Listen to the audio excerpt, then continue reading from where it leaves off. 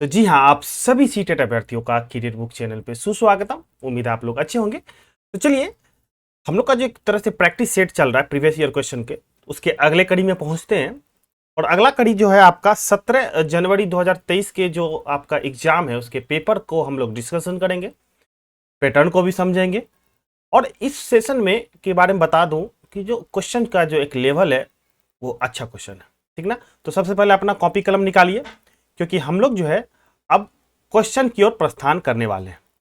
और आपके स्क्रीन पे पहला सवाल बहुत ही अच्छा सवाल है। कह रहा अंकों, मतलब दिया हुआ अंक 0, ठीक ना, 3 और 5 की पुनरावृत्ति किए बिना इन 3 अंकों के उपयोग से 3 अंकों की कितनी भिन्न भिन्न संख्याएं जो बनाई जा सकती है आपको बताना है, ठीक ना। तो संख्या बनाना है मुझे दोस्त, कितने अंकों की? 3 अंकों की। उस 3 अंकों की संख्या में मुझे यूज करना अंक का 0, 1, माफ कीजिएगा 0, 3 और 5 का यूज करना है ना। अब देखिए एक चीज बताइए, ये जो इकाई है आपको मतलब फर्स्ट प्लेस मान लेते हैं, यहां पे एक पहला स्थान, दूसरा स्थान, तीसरा स्थान है ना। तो क्या यहां पे क्या क्या होने की चांस है? अंक 0 होगा क्या? देख लेते हैं। जब हम 0 की बात करेंगे तो देखिए 0 अगर लिखिएगा, 0 221 अगर लिखिएगा तो ये अंक जो है 3 अंक है लेकिन कहने के लिए है। लेकिन 0 जब आपको शुरू में इधर है तो इसका क्या वैल्यू है? नहीं है। तो कंबाइंड टर्म से तो ये 2 ही अंक का हुआ ना। समझने वाली बात है मेरे दोस्त, ये 2 ही अंक का हुआ। तो क्या इसे 3 अंक की मानेंगे? नहीं, नहीं मानेंगे, है ना। फिर यही 0 अगर इधर आ जाता, कहने का मतलब 210 होता या 200 मतलब 1 होता, तो फिर ये 3 अंकों की होती। तो यहां पे यही कॉन्सेप्ट सबसे इंपॉर्टेंट, इस सवाल का जो कॉन्सेप्ट आपका यही, कहने का मतलब 0 होगा नहीं होगा। तो इस स्थान पे, इकाई स्थान पे क्या हो सकता है? या तो 2 हो सकता है या तो 3 हो सकता है, ठीक ना। बाकी ये दोनों प्लेस, जो बाकी ये दोनों जो जगह है आपका, दूसरा और तीसरा जो जगह है आपका, ये दूसरा आप तीसरा जगह पे आप कुछ भी लिख सकते हैं। ये दूसरा जगह पे क्या हो सकता है? 0 भी हो सकता है, 3 भी हो सकता है और आपका 5 भी हो सकता है। ठीक ठीक उसी से तीसरा स्थान पे क्या हो सकता है? आपका 0 भी हो सकता है, 3 भी हो सकता है, 5 भी हो सकता है। लेकिन कभी भी यहां पर जो आपका है पहला स्थान, मतलब इधर से की जो जाइएगा, इस स्थान पे 0 नहीं हो सकता है, क्योंकि तब क्या होगा, वो 3 अंक की संख्या नहीं बनेगी। लेकिन बात क्या कर रहा है मेरे दोस्त? 3 अंकों की। तो यहां पे यही कॉन्सेप्ट सबसे इंपॉर्टेंट कॉन्सेप्ट था, ठीक ना। हम लोग कॉन्सेप्ट समझ लिए। अब आते हैं क्वेश्चन की ओर। दोस्त ये बताइए आप, जो क्या होगा, 3 पहले होगा, संख्या बना रहे हैं मेरे दोस्त, 3 होगा, ठीक ना। अब देखिए 305 होगा, एकदम शुरू से 300 स्टार्ट की 305 हो जाएगा। दूसरा क्या हो जाएगा भाई? 350 होगा, यही होगा, ठीक ना। अगर उसके आगे बढ़े तो उसके बाद देखिए क्या, इकाई पे अब पहला स्थान पे इधर साइड से 5 आएगा, आएगा क्या कि 0 तो आ नहीं सकता। अब क्या 503 आएगा और क्या आ जाएगा आपका? 530 आएगा। यही 4 अंकों की आपको संभावना है बनाने की, ठीक ना। इसके अलावा और कुछ देखिएगा नहीं बनेगा। इस तरह से जो 4 आया तो देखिए अंक कितना टोटल बन गया आपको, अंक तो वो बन गया आपको 4 बन गया। इस तरह से ऑप्शन आपका डी राइट आंसर। तो उम्मीद है आपको ये कॉन्सेप्ट समझ में आया होगा, ठीक ना। एक बार इसको जरूर ध्यान से देखिए, बहुत आसान सवाल है लेकिन थोड़ा सा कॉन्सेप्ट इसमें, है ना। तो चलिए बढ़ते हम लोग अगले क्वेश्चन की ओर। अगला क्वेश्चन कह रहा है जो संख्या दी हुई है आपको, इसमें किस अंक का स्थानीय जो मान है अधिकतम होगा, ये आपको बात कर रहा है, अधिकतम की बात कर रहा है। इससे पहले जो भी हम लोग क्वेश्चन सॉल्व करते तो उसमें पार्टिकुलर मतलब बता देता था कि इस मतलब अंक का आपको निकालना है स्थानीय मान। लेकिन यहां पे बात कर रहा है जो अधिकतम स्थानीय मान किसका होगा, ये बता दीजिए वो कौन सी संख्या है। ध्यान दीजिए, देखिए संख्या यहां पे क्या हो, 10467 है ना। अब इसमें कह रहा है किसकी सबसे ज्यादा होगी। तो एक चीज ये बताइए, जो सबसे ज्यादा उसी संख्या को होगी जो सबसे एक तरह से लेफ्ट में होगा। क्यों? क्योंकि उसके बाद जो भी अंक है वो किस में बदल जाता है? 0 में। तो ठीक उसी से अगर 1 का अगर हम निकालेंगे, देखिए 1 का क्या हो जाएगा, 1 2 3 4 हो जाएगा, 4 0। लेकिन वहीं पर 4 का अगर निकालेंगे, देखिए 4 पर 2 0। वहीं अगर 6 पे निकालेंगे तो 6 पर 1 0, 7 का निकालेंगे तो 7 ही रहेगा। इसमें सबसे ज्यादा किसकी है? वो तो एक ही की है मेरे दोस्त ना, एक का जो सबसे इधर है, सबसे इस साइड में है। इस तरह से ऑप्शन आपका सी हो जाएगा, ठीक ना? ओके। लेकिन इसी प्रकार रहता अधिकतम मान किसका होगा, वो आपका अंकित का मान के बारे में पूछता है, अधिकतम किसका होगा।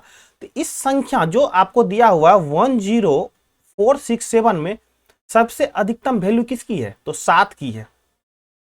7 अपने आप में क्या बड़ा है? अपने आप में 7, 4 से, 6 से, 1 से, इस तरह से अगर अंकित की बात करता तो यहां पे 7 क्या हो जाता? आपका 7 आंसर हो, है ना? उम्मीद है आपको क्वेश्चन समझ में आ रहा होगा। तो बढ़ते हम लोग अगले क्वेश्चन की ओर।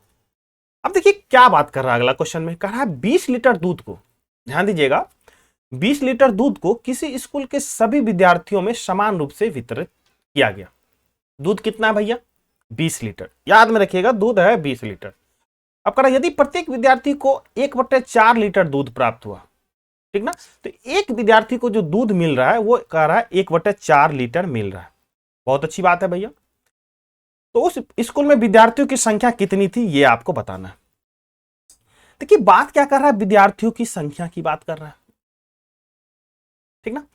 तो हम आपको क्या बोले थे, जब भी संख्या के बारे में बात करें, डिब्बे की बारे में बात करें या बोतलों की बारे में बात करें, तो करना क्या, जो बड़ा अमाउंट है उसमें भागा देना कितना से मेरे दोस्त? छोटा अमाउंट से। यहां देखिए बड़ा अमाउंट क्या है, जो 20 लीटर ही है ना, क्योंकि 20 लीटर दूध है। अब कह रहा है एक एक बच्चा को 1/4 लीटर दूध मिल रहा है, तो टोटल कितना बच्चा ये बताना है। तो बड़ा अमाउंट क्या हो गया? 20 लीटर, ठीक। अब देखिए एक को मतलब एक छोटा अमाउंट क्या हो गया? 1/4, ये भी लीटर में ही है, तो यूनिट का कोई झमेला है नहीं। अब क्या हो गया, 20 को अब भागा 1/4 से, इससे क्या निकल, बच्चों की संख्या निकल जाएगा? बिल्कुल निकलेगा। देखिए 20 गुना क्या हो गया, ऊपर में 4 कहां गया, ऊपर टहल लेगा, ठीक है। तो अब देखिए दोनों को गुना कीजिए तो 20 चौक 80, है ना? इस तरह से टोटल जो विद्यार्थी की संख्या होगा दोस्त मेरे, वो हो जाएगा आपका 80। कोई दिक्कत नहीं ना? चलिए आगे बढ़ते हैं। तो ठीक है, तो अगला सवाल फिर आपका है अभाज्य संख्या से। आइए क्या कह रहा है सवाल, ये भी देखते हैं। कह रहा है 1 और 50 के बीच कितने अभाज्य युग्म है? अच्छा, युग्म से सवाल कर रहा है। पिछला सेशन में भी हम आपको बात कराए थे अभाज्य युग्म क्या होता है। समझिएगा बात को, फिर से एक बार समझिए, कोई दिक्कत नहीं है, 5 बार नहीं 10 बार समझिए, लेकिन समझिए आप और प्रैक्टिस कीजिए, क्योंकि बिना प्रैक्टिस के दोस्त कोई समझदारी काम नहीं आएगी, है ना? तो practice makes a man perfect, एक कहावत तो सुने होंगे। तो प्रैक्टिस शुरू कीजिए, ठीक ना? साथ साथ प्रैक्टिस कीजिए और फिर अपने से भी क्वेश्चन का सेट बनाइए, और उसमें भी दिक्कत है तो आप क्वेश्चन भी मुझे आप एक तरह से कमेंट कर सकते हैं। तो बात क्या आपका अभाज्य युग्म का है। तो देखिए अभाज्य युग्म को होता क्या है, तो अभाज्य युग्म का मतलब होता है जोड़ा। मतलब कहने का मतलब ये है कि जो दो अभाज्य संख्या के बीच का अंतर अगर आपको 2 होगा तो वही दोनों अभाज्य संख्या जो है अभाज्य युग्म का है। बच्चे फिर से ध्यान दीजिएगा इस बात को, जो अभाज्य युग्म हमेशा जोड़ा में आएगा, और जो जोड़ा में आएगा दोनों अभाज्य संख्या, उसके बीच का जो अंतर होगा वो हमेशा क्या होगा? 2 होगा। यही कह रहा है अभाज्य युग्म का मतलब। अब कह रहा है 1 और 50 के बीच देखना है मेरे दोस्त। तो देखिए अब देखिए यहां पे क्या है, 3 हो सकता है, 5 हो सकता है, बिल्कुल होगा। 11 13 के बाद जो अगला क्या आएगा आपको, 17 19 आएगा, क्योंकि दोनों क्या है? अभाज्य संख्या है और युग्म में है, क्योंकि अंतर क्या आपका 2 है। उससे अगला क्या आएगा, जोड़िए दिमाग में, 29 31 आएगा, बिल्कुल आएगा, है ना? उसके आगे देखिए 33 अभाज्य संख्या नहीं है, 34 35 भी नहीं है, 36 37 37 39, लेकिन 39 क्या हो जा रहा है आपका? नहीं हो पा रहा है।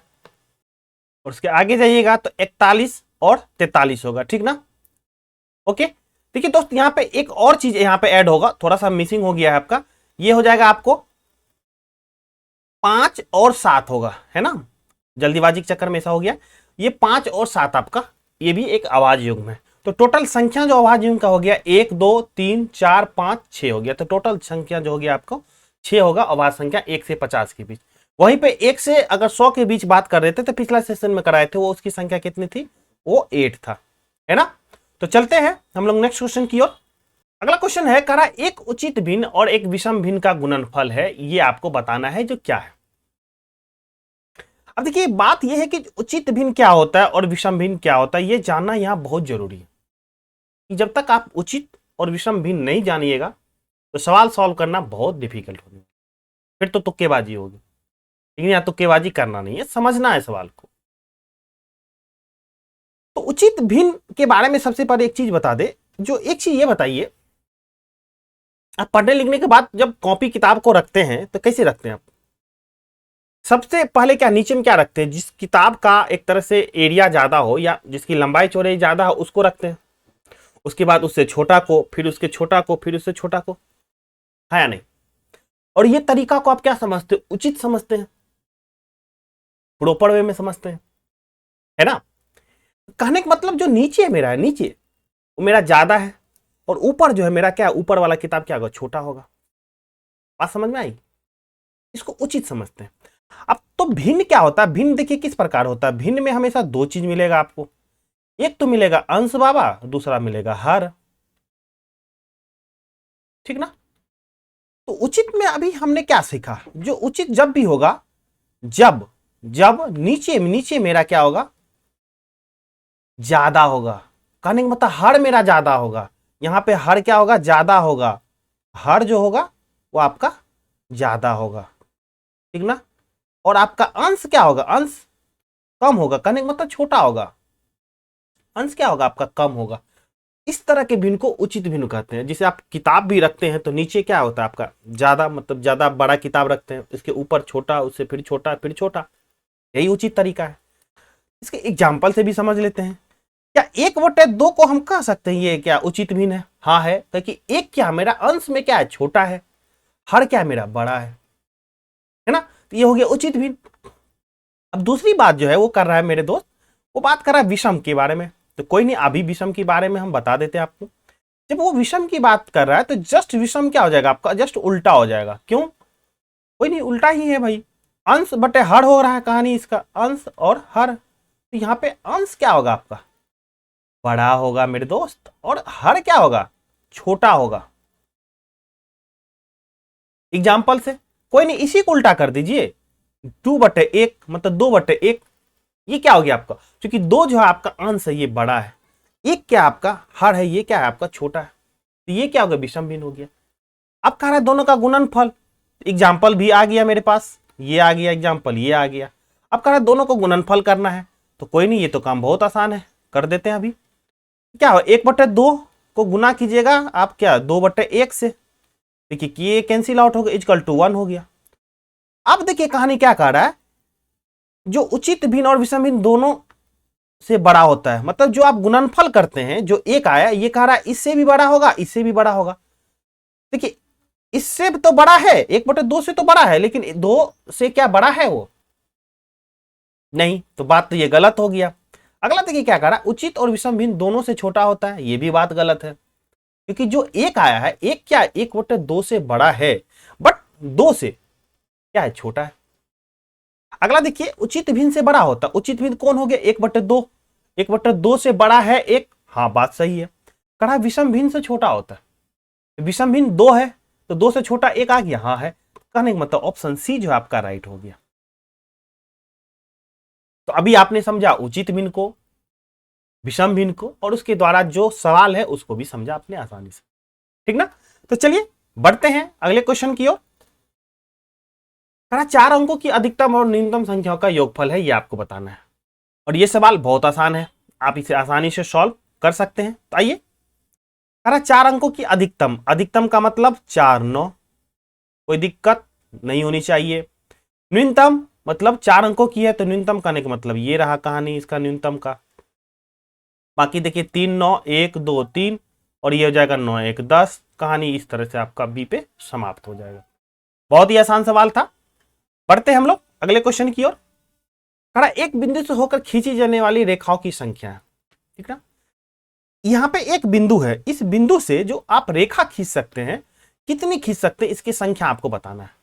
इस बिंदु से जब भी आप रेखा खींचेगा तो हमेशा याद रखिएगा कि किसी बिंदु से अगर रेखा जाएगी वो अनंत जाएगा, मतलब इन्फिनाइट टाइम्स, अनगिनत जाएगा।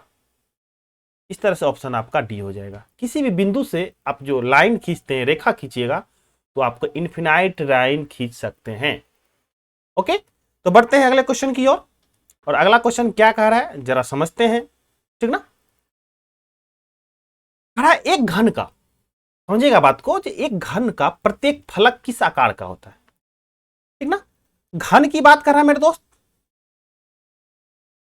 तो घन का कह रहा है प्रत्येक फलक किस प्रकार का होता है, ये आपको बताना है।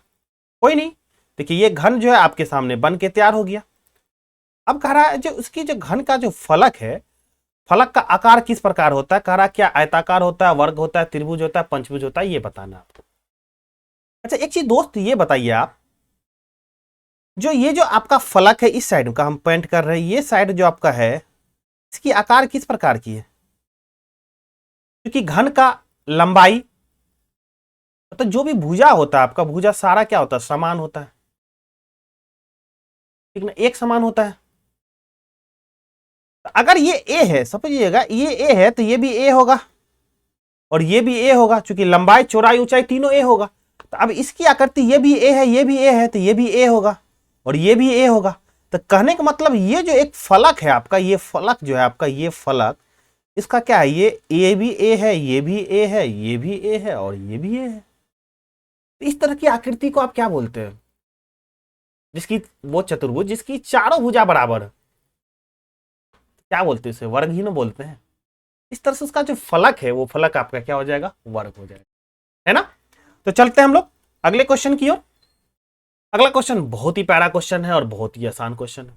क्या कर रहा है, कह रहा है समकोण के बराबर है कितना भाई, तो 2.2/3। देखिए बनाते हैं किस तरह से, तो 2 आपको 2/3 की बात कर रहा है, तो गुना कर दीजिए, समकोण है तो 90 से, तो एक समकोण में आपके डिग्री की संख्या जो होती है 90 डिग्री होती है। 3 दूना 6, 2 8, 8/3 हो गया, गुना 90। अब कहानी इस प्रकार आगे बढ़ेगी, 3 से काटिए 30 और 8 दिया 24, करने का मतलब 240 आपका डिग्री हो जाएगा राइट आंसर, है ना। चलते हैं अगला क्वेश्चन की ओर। और अगला क्वेश्चन बहुत अच्छा क्वेश्चन है आपका, ठीक ना। जिस आदमी को अगर यूनिट कन्वर्जन नहीं जान रहे तो इस क्वेश्चन में फंस जाइएगा, ठीक ना। तो आप इस क्वेश्चन से बनाने से पहले अगर यूनिट आपको नहीं पता है तो सबसे पहले हम आपको इसमें यूनिट के बारे में थोड़ा सा आपको इंट्रोडक्शन देंगे, ठीक ना। डिटेल में अगर जानना चाहेंगे तो आप हमको डिस्क्रिप्शन बॉक्स में उसको लिंक दे देंगे, आप वहां से देख सकते हैं इस चीज का। और बहुत ही इंपॉर्टेंट एक कॉन्सेप्ट है आपका, टॉपिक है, आप इसे जरूर देखिए, ठीक ना। चलते हैं इस चीज को, सबसे पहले समझिएगा बात को क्या कह रहा है। एक चीज याद रखिएगा, जो आपने एक पढ़ा होगा मिली सेंटी डेसी मीटर, इस तरह से पढ़े होंगे, milli centi deci metre deca hecto kilometre, है ना, पढ़े हो जरूर। मिली सेंटी डेसी ये मीटर हो जाएगा, उसके बाद क्या होगा डेका हेक्टो और उसके बाद आ जाएगा आपको किलोमीटर, ठीक। अब देखिए इसमें किस प्रकार रिलेशन है, बस थोड़ा सा समय दीजिए आप, ये बिल्कुल बहुत ही आसान हो जाएगा आपके लिए। देखिए मिली है तो यहाँ पे एमएम हो जाएगा, सेंटीमीटर सीएम हो जाएगा, डेसी होता है डेसीमीटर हो जाएगा, डी मीटर हो जाएगा एम हो जाएगा, डेका डेका का आपको हो जाएगा डेम,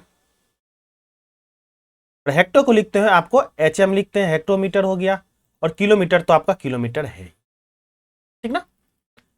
तो milli centi decimetre deca hecto kilometre, बस इतना अभी दिमाग में रखिए।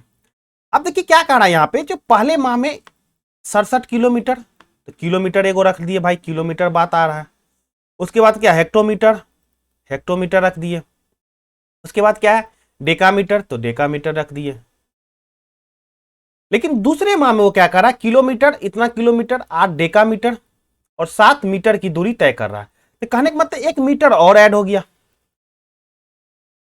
ठीक ना। इतना चीज खाका तैयार कर लिए। अब देखिए सबसे ज्यादा चला इस टाइप में, मतलब पहले मंथ में, इसकी क्या है 67 है, 67 लिख दिए। 8 है, 8 मतलब हेक्टोमीटर के सामने 8 लिख दिए। 4 डेकामीटर 4 लिख दिए, मीटर कुछ नहीं है 0 लिख दिए, कोई दिक्कत नहीं होनी चाहिए। अब कह रहा 48 इसमें है तो 48 किलोमीटर लिख दिए, 48 हो गया। 8 डेकामीटर यहाँ पे 8 हो गया, ठीक ना। यहाँ पे 7 है तो 7 यहाँ 0 हो गया, यहाँ पे 7 क्या हो गया, मीटर हो गया। ओके, अब देखिए बढ़ते हैं हम लोग इसके घटाव की ओर बढ़ते हैं। घटाव किस प्रकार हमको करना है ना। देखिए इसके लिए कुछ टिप्स है आपको, वो हम बता देते हैं ट्रिक्स में। अब यहाँ पे देखिए 0 है, 0 में से 7 घटेगा, नहीं घटेगा। इधर से हम पैसा लेंगे तो डेका मीटर और मीटर में क्या रिलेशन है यही नहीं पता मुझे। भाई 1 है, 10 है, 100 है, 1000 है, क्या है नहीं पता। अभी पता करते हैं मेरे दोस्त। मीटर यहाँ पे आपको और डेका मीटर यहाँ है। देखिए मीटर यहाँ पे है, डेका मीटर आपका यहाँ है। तो मीटर और डेका मीटर के फासला कितना है भाई, 1 का है। तो ध्यान रखिएगा डेका मीटर जो होता है आपका बड़ा होगा मीटर से, हेक्टोमीटर बड़ा होगा डेकामीटर से, किलोमीटर बड़ा होगा आपको डेकामीटर या मीटर सभी से बड़ा होगा। मतलब इस डायरेक्शन में जब भी आप बढ़ते हैं तो ये आपका बड़ा अमाउंट है, जब भी किलोमीटर क्या एक बड़ी अमाउंट है, ठीक ना। इस डायरेक्शन में जब ऊपर से नीचे की ओर बढ़ते हैं तो आपका ये जो अमाउंट है वो बड़ा होता है। एक चीज बताइए आप, अगर को खली से लड़ना हो, हमको आपको खली से लड़ना हो, क्या अकेले लड़ पाइएगा, नहीं। मतलब मेरे जैसा कुछ और आदमी को इकट्ठा कीजिएगा तब खली से लड़िएगा। ये जो एक तरह से डेका जो है आपका, और ये मीटर की बात कर रहा है, तो डेका क्या हो गया, डेका ये क्या है, खली है। इसको समझिए एक तरह से जो बड़ा अमाउंट है वो खली है, खली, ठीक ना। ओके, और यहां पे जो आपका मीटर है, यही दोनों के बीच रिलेशन बताना है जो कितना होगा। ये मीटर है, हम लोग है, ठीक ना। अब जब हम लोग किसी ना किसी ग्रुप में 5-10 या किसी में किसी ग्रुप में जाएंगे तभी तो एक तरह से कहीं ना कहीं खली से लड़ सकते हैं। तो यहां पे कितना ग्रुप में जाएंगे ये मुझे बता देगा क्या मेरा ट्रिक। अभी देखिए किस तरह से मीटर और डेका में जब दे रहे हैं तो अंतर क्या, एक गैप है, एक ही गैप है ना। एक गैप करने का मतलब 1 पर 1 जीरो थी, ये 10 से यहां पे गुना हो जाएगा। तो कहने का मतलब 1 डेका मीटर बराबर हो गया 10 मीटर हो जाएगा। तो 1 डेका मीटर बराबर मेरे दोस्त कितना हो जाएगा, 10 मीटर हो जाएगा। तो यहाँ पे एक अगर इसे हम लोग उधारी लेंगे तो क्या हो जाएगा, यहाँ पे 10 आ जाएगा। एक लेंगे 1 डेका, लेकिन यहाँ पे आके कन्वर्ट हो जाएगा कितना, 10 मीटर में। तो देखिए 10 मीटर में से 7 को घटाइएगा, मतलब यहाँ पे क्या हो जाएगा, 10 हो जाएगा। तो 10 में से 7 घटाइएगा तो होगा क्या, 3 होगा।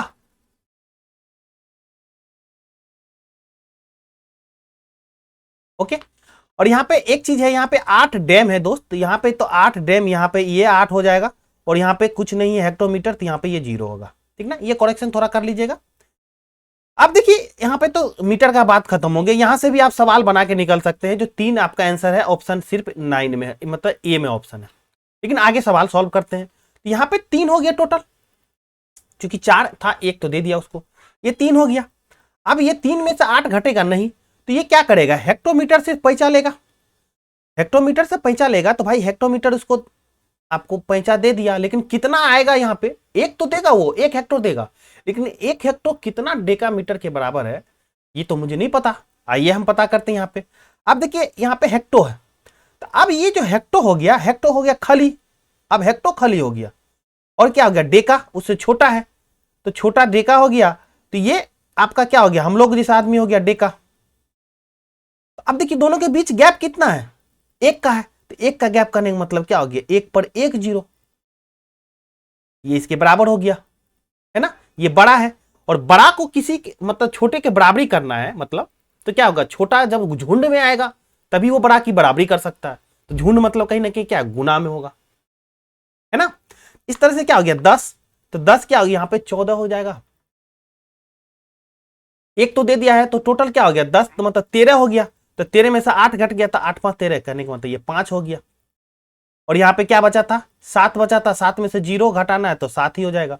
और फिर ये अमूमन जो पुराना वाला है 17 में से आप तो इसमें 8 घटा दीजिए तो 9 बच गया, और यहाँ बच गया आपको 5 में से 4 गया थे 1 बच गया। तो कहने का मतलब 19 किलोमीटर होगा, 7 हेक्टोमीटर होगा और 5 डेकामीटर हो गया और 3 मीटर हो गया। तो ऑप्शन आपका ए हो जाएगा। और यहाँ पे आपको जो यूनिट कन्वर्जन अभी बताएं इसके बारे में एक डिटेल वीडियो, सेपरेट वीडियो हम बना रखे हैं। जब आप पढ़िएगा तो आपके राइट कॉर्नर में, आपके जब आप यूट्यूब पे देखिएगा तो राइट कॉर्नर में आपको वहां पे भी मिल जाएगा, और नीचे डिस्क्रिप्शन बॉक्स में भी इसका लिंक हम दे देंगे, वहां से आप जाके इसको जरूर देखिए, ठीक ना। तो चलते हैं हम लोग अगले क्वेश्चन की ओर। और इस वजह से बोले थे इसमें सेट में अच्छे अच्छे क्वेश्चन पूछे गए हैं, तो जरूर आप देखिए। अगर पसंद आ रहा है तो आप लाइक भी कीजिए, अगर नए भी चैनल पे है तो आप सब्सक्राइब जरूर कीजिए, ठीक ना। बढ़ते हैं हम लोग अगले क्वेश्चन की ओर। कहा किसी स्कूल में विद्यार्थियों का आगमन, ठीक ना, मतलब इंटरव्यू जो हो रहा है 10:10 AM पे हो रहा है, मतलब प्रातः काल हो रहा है। बहुत बढ़िया बात है भैया। और 12:55 PM पर मध्य अवकाश, मतलब एक तरह से टिफिन हो रहा है, ठीक ना। कह रहा मध्य अवकाश तक अध्ययन कितना समय चला। कहने का मतलब 10:10 पे बच्चे स्कूल गए और 12:55 पे क्या हो गया, लंच ब्रेक हो गया, टिफिन हो गया आपका। तो इस दोनों के बीच जो है कितना समय जो है एक तरह से स्टडी का काम हुआ, मतलब पठन पाठन का काम हुआ, पढ़ाई हुआ, ये आपको बताना है। तो सवाल बहुत आसान है, देखिए। तो 12:55 में से क्या घटाना है मुझे, 10 घटाना है, ठीक ना। घटाइए, देखिए हो गया 5, ये हो गया 4, ये हो गया आपका क्या 2 घंटा 45 मिनट। ऑप्शन आपका सी हो जाएगा, राइट आंसर हो जाएगा, है ना। चलते हैं अगले क्वेश्चन की ओर। कहा 4 समसंग वर्गों का जो है सम करने का मतलब एक तरह से इक्वल, इक्वल याद रखिएगा, ये इक्वल मतलब चारों जो वर्ग है इक्वल है, बराबर है आपका, है ना। का क्षेत्रफल दिया हुआ 256 वर्ग इकाई है। का एक आयत बनाने के लिए जोड़ा जाता है तो प्रत्येक वर्ग का परिमाप क्या होगा, समझिएगा बात को। एक 4 इक्वल क्या किया, हम एक वर्ग लिया, उसको क्या किया आपस में मिला दिया, ठीक ना।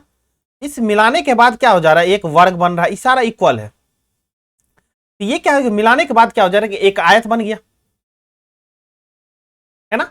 अब कह रहा है इस आयत बना दिया आपको, कह रहा है प्रत्येक वर्ग का परिमाप क्या होगा, ये जो एक वर्ग है उसका परिमाप क्या होगा, ये आपको क्या करना है, आपको बताना है। ये जो आपका एक वर्ग है इसका परिमाप क्या होगा, ये बताना है। तो कह रहा 4 समसंग वर्गों का क्षेत्रफल जो आपको दिया है 256, कहने का मतलब चारों को जब मिला रहे हैं आप, तो चारों को मिलाने के बाद जो आपका आ रहा है 256 क्या है आपका क्षेत्रफल है, चारों का क्षेत्रफल है। तो एक का क्षेत्रफल एक वर्ग का निकाल लेंगे क्योंकि सबको बराबर ही है, तो कोई नहीं, 256 में 4 से डिवाइड कीजिए, 4×6 = 24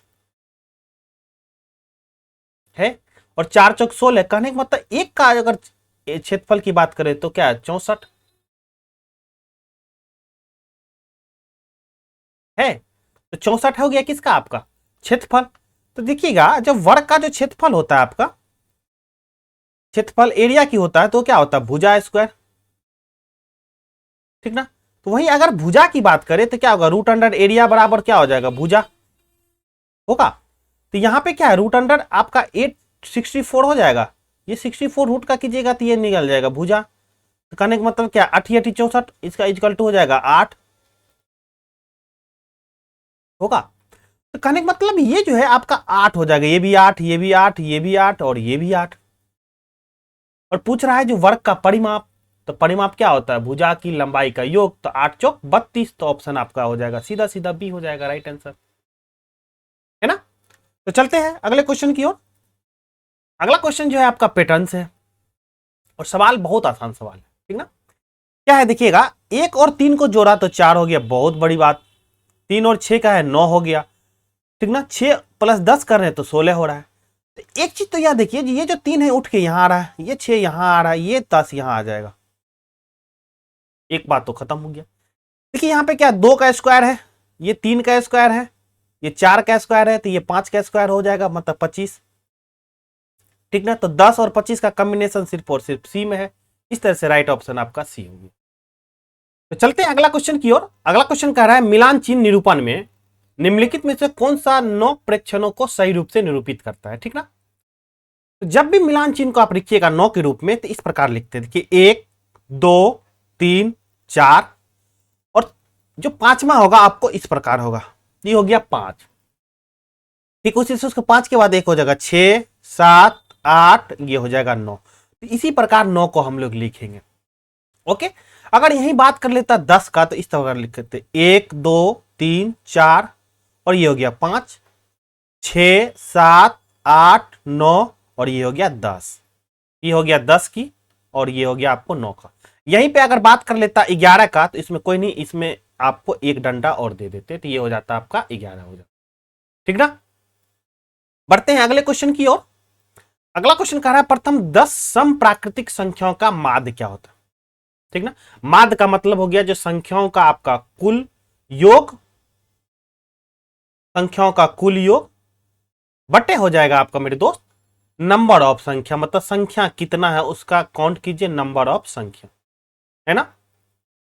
अच्छा एक चीज बताइए दोस्त, तो 10 समप्राकृत संख्या की बात किया है, तो 10 समप्राकृतिक संख्या होगा स्टार्ट 2, 4, 6, 8, 10, 12, ठीक ना, 14, 16, फिर हो जाएगा 18,